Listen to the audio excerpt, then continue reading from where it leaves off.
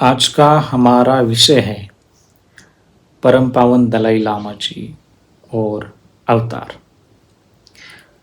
जब आप इस वीडियो को देख रहे होंगे या फिर इससे पहले भी आपने कुछ ऐसे यूट्यूब पर वीडियोस देखी होगी कि जिसकी जो पुष्टि है वो इतनी ठीक से नहीं होती है। कुछ कुछ लोग अलग अलग बातें बताते हैं, तो हमें ठीक से समझना चाहिए कि दलाई लामा क्या होते हैं और उनकी अवतार लेने की भूमिका क्या रहती है, उसका उद्देश्य क्या रहता है सबसे पहले, और क्या ऐसी आवश्यकता होती है कि वो फिर से जन्म लेते हैं।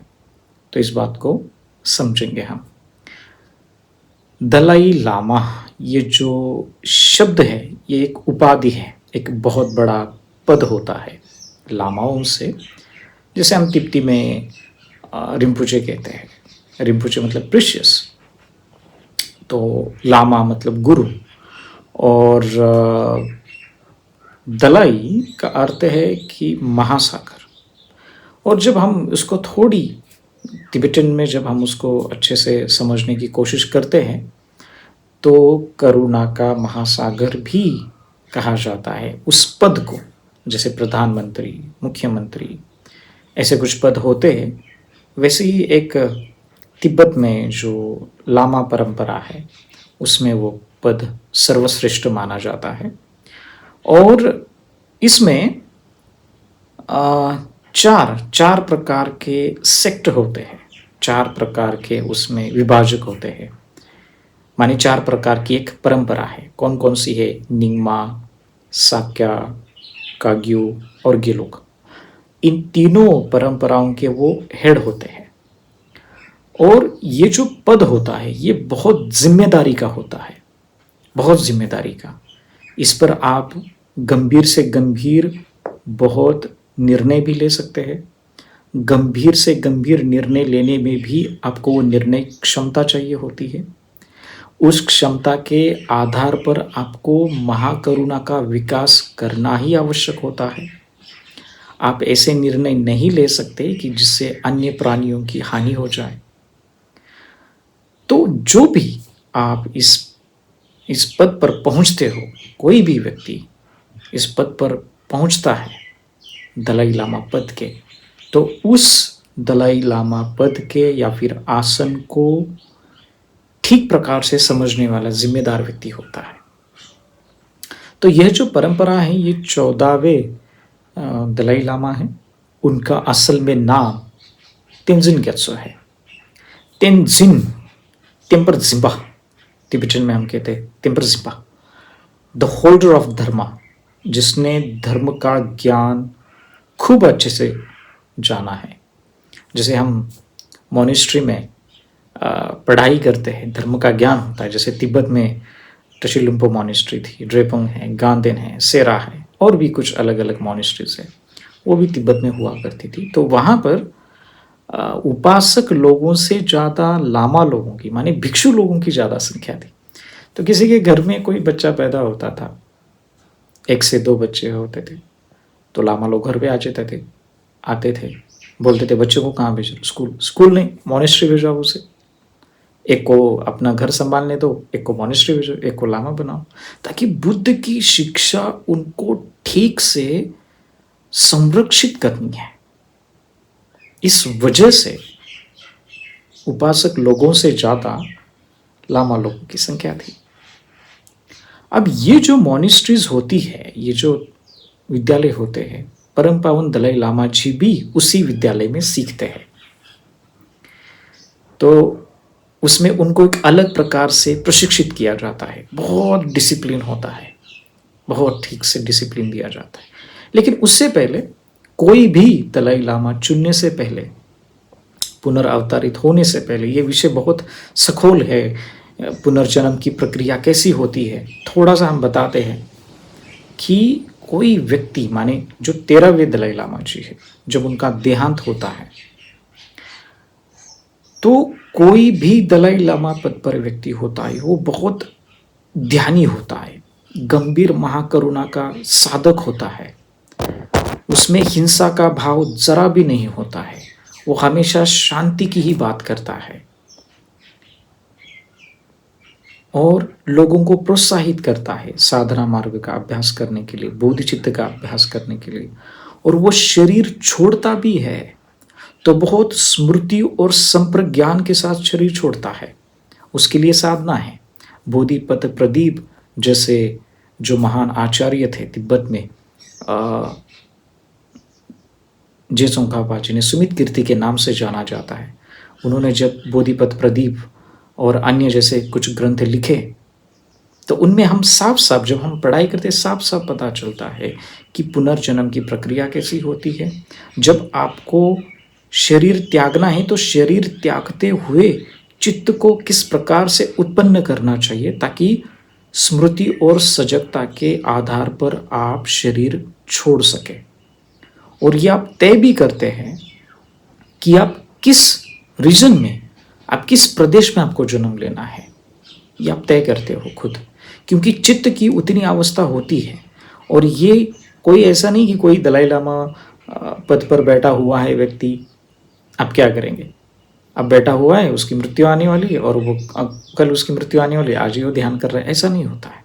माने हमने उदाहरण से समझेंगे, हमने बहुत अकुशल कर्म किए और मृत्यु के समय पर डॉक्टर आता है, बोलता है आपके पास 2 ही घंटे है, और हम कहते हैं कि नहीं, हम नाम जाप करेंगे, हम किसी भगवान को मानेंगे, हम उनकी पूजा करेंगे तो हमारा जन्म होगा। ऐसा नहीं है।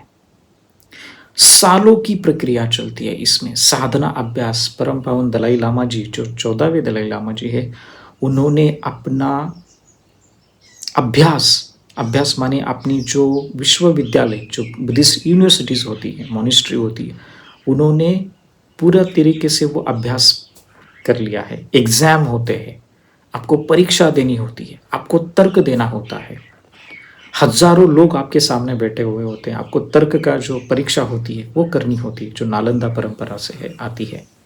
फिर आपको बाद में घोषित किया जाता है कि आप पीएचडी हो, स्कॉलर हो।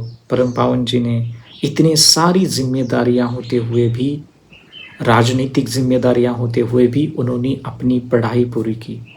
जहां भी वो जाते हैं, जब वो श्लोक पढ़ते हैं कुछ, तो उनको बहुत सटीकता से उनको पता चलता है कि इसका अर्थ क्या है, बजाय कि हमें समझने में टाइम लगता है। जो हम पढ़ाई कर रहे हैं, बहुत कठिन धर्म ग्रंथ होते हैं, तर्क शास्त्र करना होता है, डिबेट होता है, तब जाकर के उसका मीनिंग समझते हैं।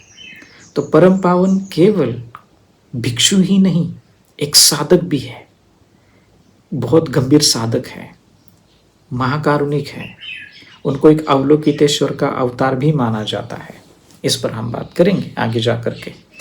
लेकिन तो जो 13वें जो दलाई लामा जी हैं, कोई भी व्यक्ति जब वो शरीर छोड़ता है तो वो स्मृति और संप्रज्ञान के साथ शरीर छोड़ता है। और उनकी जो बॉडी होती है, कोई भी साधक जैसे मॉनेस्ट्री में होते हैं, कोई भी साधक जब अपना शरीर छोड़ता है तो उसकी बॉडी, उसका शरीर इतना जल्दी क्रिमेट नहीं किया जाता, उस बॉडी को जल्दी से अग्नि नहीं दी जाती, वो रखी जाती है वैसे ही। कारण कि अभी भीतर उसकी पुनर्जन्म लेने की प्रक्रिया शुरू है। जो अलय विज्ञान है वो अभी काम कर रहा है। हमारे यहाँ एक नज़दीक एक मॉनेस्ट्री है, वहाँ पर एक रिकॉर्ड है कि 28 दिन तक बॉडी वैसी ही रखी थी, पार्थिव। वो किसी फ्रीज में नहीं रखी थी, ऐसे ही खुली रखी जाती है। लोग आते हैं, दर्शन करते हैं, पूजा, बहुत पूजा चलती है। बॉडी से कोई दुर्गंध नहीं आती है, किसी भी प्रकार से कुछ स्मेल नहीं आता है। क्यों? क्योंकि चित्त जो है, आपकी जो बॉडी है, आपका जो शरीर है, आंखें बंद हो गई, आपकी सांस बंद हो गई, डॉक्टर आते हैं, आपको चेकअप करते हैं, उसके बाद आपको घोषित किया जाता है कि आप मृत्यु को प्राप्त हो चुके हो। लेकिन एक साधक की ऐसी नहीं होती। जैसे मॉनेस्ट्री में कोई साधक है, उसकी मृत्यु हो गई तो डॉक्टर आते हैं। अभी आजकल साइंस जो रिसर्च टीम भी है वो भी अवेलेबल रहती है, हम बता दें उनको फ़ोन करके, तो आते चेकअप करते, बोलते डेथ है, हृदय की जो प्रक्रिया है वो भी बंद हो चुकी होती है। लेकिन साधक अभी वैसा ही जीवित रहता है, वैसा ही रहता है। बाहरी जो लक्षण है वो बंद होने से व्यक्ति की पूरी तरह से मृत्यु नहीं होती है, उसको समय लगता है। तो वैसे ही कोई साधक होता है वो इसी प्रक्रिया से गुजरता है। तो दलाई लामा जी जो है या फिर अन्य जो लामा हैं जिनका फिर से रिंकनेशन होता है, अवतार लेते हैं, ये एक मतलब कपड़ा पहन के जो हमने जो कपड़ा पहना है वो एक कपड़ा पहन के दूसरा कपड़ा पहनना वैसा ही है कि जो शरीर जो चित्त आलय विज्ञान है वो एक शरीर से निकल के दूसरे शरीर में प्रवेश करता है और बहुत स्मृति और संप्रज्ञान के साथ करता है।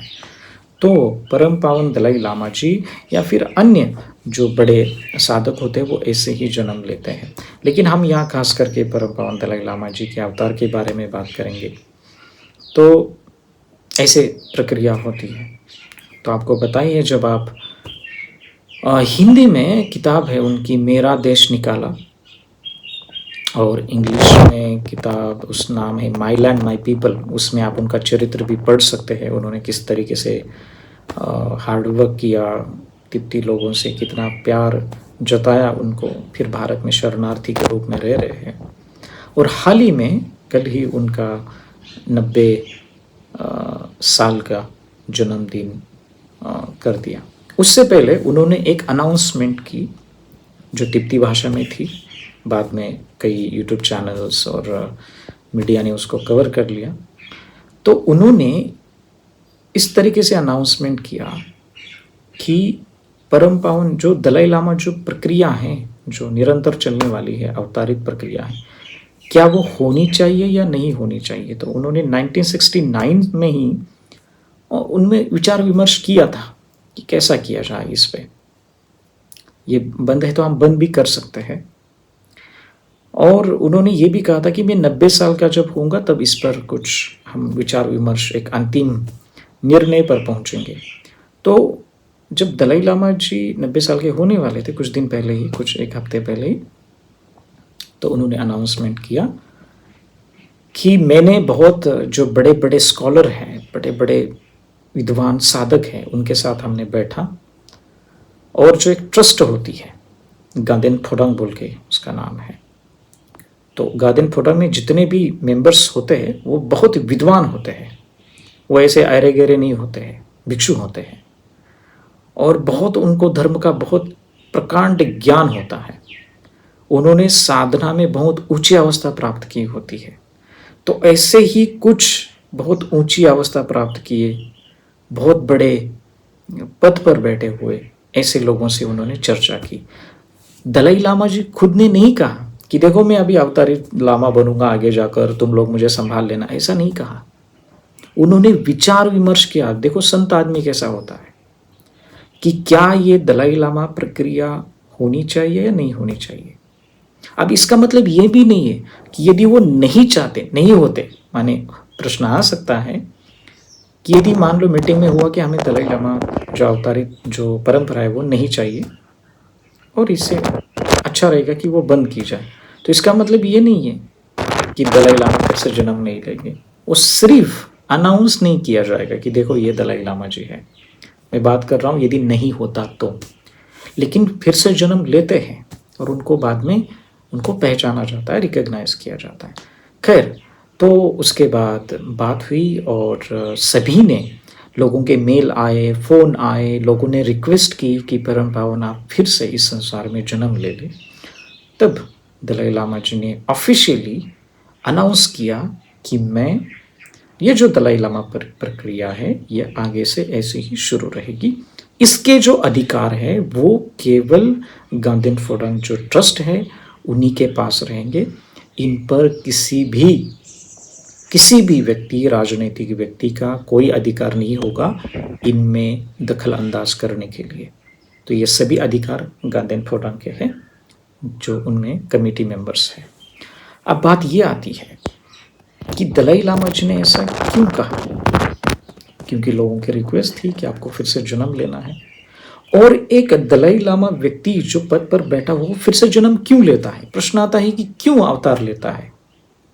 उसका कारण है कि कोई भी व्यक्ति बोधिसत्व बन जाता है, कोई भी, केवल दलाई लामा जी की बात नहीं, ये एक बहुत बड़ा पद है, लेकिन कोई भी व्यक्ति बोधिसत्व की अवस्था में पहुंचता है, ये ऐसे ही नहीं उनको सिलेक्ट किया जाता, ये बहुत ऊंची अवस्था चाहिए होती है। तो साधना के साथ संभार मार्ग, प्रयोग मार्ग, दर्शन मार्ग, ध्यान मार्ग और अशिक्ष मार्ग, बुद्धत्व, ऐसे मार्ग होते हैं। परम पावन दलाई लामा जी वो हर बार कहते हैं कि मैंने प्रयोग मार्ग में प्रवेश किया है, तो बहुत ऊंची अवस्था है, बोधिसत्व बन चुके हैं। और इतनी ऊंची अवस्था है, शून्यता का ज्ञान होना बहुत ऊंची अवस्था होती है। व्यक्ति को पता चलता है कि मेरी मृत्यु कब होने वाली है। वो ये भी कर सकता है कि जब जितने साल तक रहे उतने साल तक वो रह सकता है, अपना शरीर त्यागता नहीं। उसे लगा कि नहीं रहना है, वो फिर से अपना शरीर त्याग के जन्म लेता है। वो सभी उसके हाथ में होता है। चित्त इतना वश में आ चुका होता है, पूरी तरह से वश में आ चुका होता है। चित्त मेडिटेशन से, साधना से इतनी निर्मलता आई होती है साधना से। तो हम भी ऐसे बने। हम दलाई लामा नहीं बने, ऐसा नहीं कह रहा हूँ कि दलाई लामा बनना है, लेकिन हमें निर्मलता तो लाए मेडिटेशन से, और अपने चित्त को धीरे धीरे शुद्ध करके। वो हमेशा कहते कि मैं 110 साल तक जीऊँगा, 120 साल तक जीऊँगा। क्यों कहते हैं ऐसा? कोई भी व्यक्ति साधना के बहुत ऊंचे अवस्था मार्ग पर पहुंचता है, उस व्यक्ति का बहुत बड़ा लक्षण होता है। वो चाहता तो वो जल्दी भी अपना देह त्याग सकता है, संप्रज्ञान के साथ, अविद्या में नहीं। और चाहता है तो वो बहुत सालों तक रह भी सकता है। तो इतनी ऊंची अवस्था होती है। और संदेश क्या देता है व्यक्ति? वो अवस्था है, वो पुनर्जन्म है। देखो बुद्धिज्म में ऐसा है, ये सब है। कैसे पुनर्जन्म कैसे होता है, मैंने वीडियो भी बनाई है, चाहे तो आप देखे जा सकते हैं उसमें, वीडियो की लिस्ट में। लेकिन जो दलाई लामा होते हैं वो बहुत ऊंची अवस्था होती है साधना से, और उनमें जो ग्रास्पिंग पावर होती है, जैसे जिन्हें लामा कहते हैं, रिंकनेशन लामा, जैसे हमारे क्लास में कुछ है। तो जब हम मेमोराइज करते हैं, मतलब कंठस्थ करना होता है, बहुत सारे पन्ने, वो बहुत जल्दी करते हैं हमसे ज़्यादा, क्योंकि अनेक जन्मों से वो करते आए हैं। तो इसलिए जल्दी जल्दी उनके इसमें मस्तिष्क में जल्दी जल्दी जा पाता है कंठस्थ करने के। तो दलाई लामा जी जो है वो ऐसे ही प्रक्रिया चलती है, 14वें है, 15वें, 16वें आने वाले। क्योंकि जैसे जैसे चित्त को जो जो आहार मिलता है, चित्त वैसा वैसा वैसा जल्दी जल्दी ग्रास्पिंग पावर जो होती है, उसकी जो निरीक्षण क्षमता होती है, उसको कोई भी चीज़ या अथवा वस्तु जल्दी वो समझ पाता है हमसे ज़्यादा। उसे तिप्ती में वाम्पो नुम्पो वाम्पो तुल्पो कहते हैं। ऐसे व्यक्ति है कि जो कमज़ोर दिमाग वाला है, जैसे साधारण व्यक्ति हम हैं, और ऐसे व्यक्ति है कि जो अनेक जन्मों से धर्म का अभ्यास करते आए हैं। जैसे जैसे उस स्टेप में पहुंचते हैं वैसे वैसे वो जल्दी समझते हैं, वैसे वैसे परिपक्व हो जाते हैं।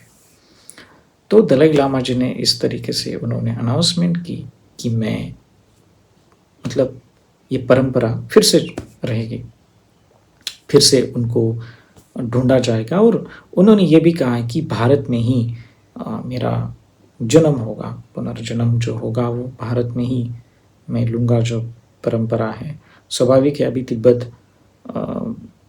तिब्बतियों पर चाइना जो है वो राजनीतिक दृष्टि से वहाँ पर जिस तरीके से हालात हैं, वैसे ही परम पावन जी ने ऐसे कहा है कि मैं जहाँ ज़्यादा दुख होगा वहाँ मैं ज़्यादा जन्म लूँगा। और स्वाभाविक है कि वो ज़्यादा इंडिया में, भारत में एक बोधिसत्व जो होता है वो हमेशा ये सोचता है कि इस संसार में सबसे ज़्यादा दुख कहाँ है। जब उनको पूछा कि दलाई लामा जी आपको कहाँ ज़्यादा, आप अगला जन्म कहाँ लेना चाहेंगे, कि जहाँ सबसे ज़्यादा दुख है वहाँ लेना चाहेंगे, जैसे अफ्रीका है, ये है। एक बोधिसत्व जो है वही ऐसा सोच सकता है।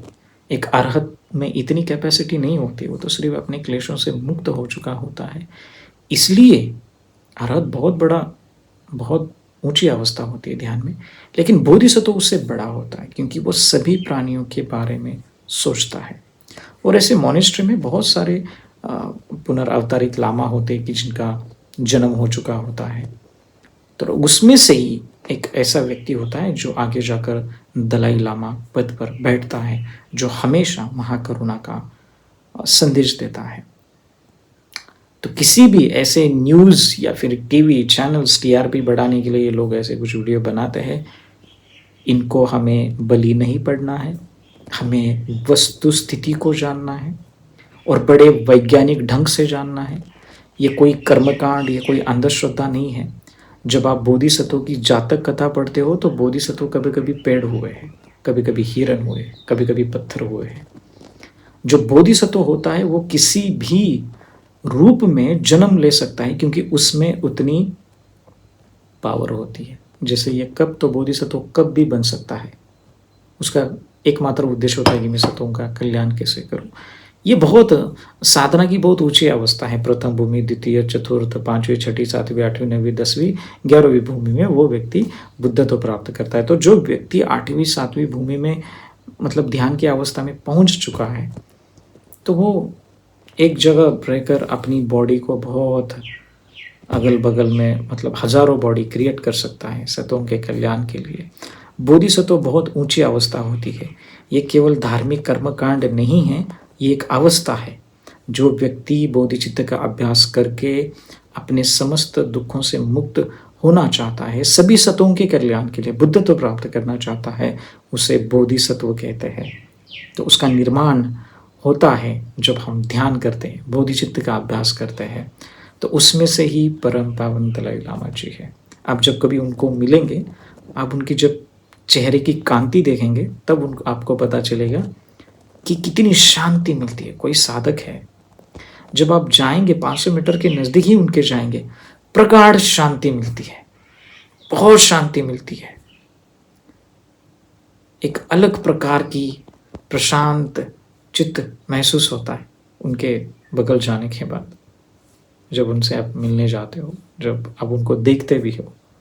श्रद्धा होना जरूरी है। इसलिए बाकी के धर्मों के लोग भी उनको चाहते हैं। क्यों? खींचे चले आते हैं, क्योंकि चित्त में सद्गुणी है, चित्त में पूरी तरह से विकार मुक्त हो गया है चित्त। अब हमेशा सतों के बारे में ही, लोगों के बारे में ही सोचते हैं। सांस लेते हैं तो, बैठते हैं तो, खाना खाते हैं तो। बोधिसत्व की चर्या ऐसी होती है। सांस लेने तक, खाने तक, पीने तक, सोते समय, सब जो प्रक्रिया होती है वो सोचता है कि मैं सतों को कैसे मैं उनके काम में आऊँ, मैं कैसे उनकी मदद करूँ, काया से, चित्त से, वाणी से। तो ये जो परम पावन दलाई लामा जी है, ये बहुत ऊंचा पद होता है, बहुत महाकारुणिक पद होता है। अवलोकितेश्वर का अवतार भी माना जाता है। जब तिब्बत से जब वो निकले, तब चाहे तो वो संघर्ष कर सकते थे, युद्ध कर सकते थे। तिब्बती लोग बहुत युद्ध प्रिय है, लेकिन जैसे उनको बुद्ध धर्म मिला, बहुत शांत हो गए, बड़ी सहिष्णुता आई। दलाई लामा जी के एक शब्द पर बोलते तो वो युद्ध कर सकते थे उस समय, लेकिन उन्होंने नहीं कहा। उन्होंने हिंसा का पूरी तरह से विरोध किया। उन्होंने चुना कि चाहे मेरा देश, अभी यहाँ से मैं निकलूं, लेकिन हिंसा नहीं होनी चाहिए। तो ऐसे दलाई लामा जी होते हैं। कोई भी व्यक्ति आगे जाकर दलाई लामा बनेगा आने वाले, वो करुणा का ही संदेश देगा। वो बहुत विद्वान और प्रकांड पंडित भी होगा, वो गंभीर साधक भी होगा। दुनिया में ऐसा कोई व्यक्ति नहीं कि जिसने कहा है दलाई लामा जी के अलावा कि मैं 110 या फिर 120 साल तक जीऊंगा। ऐसा किसी भी धर्मगुरु ने नहीं कहा है, सिर्फ दलाई लामा जी ने कहा है।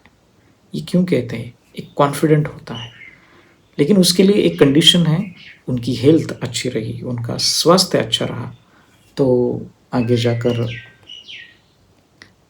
वो उनका आयु जो है वो दीर्घायु हो सकती है। सिर्फ हम उनके मंगल कामना करेंगे कि उनकी दीर्घायु हो, और वो हमेशा चाहते हैं कि सतों का कल्याण हो जाए।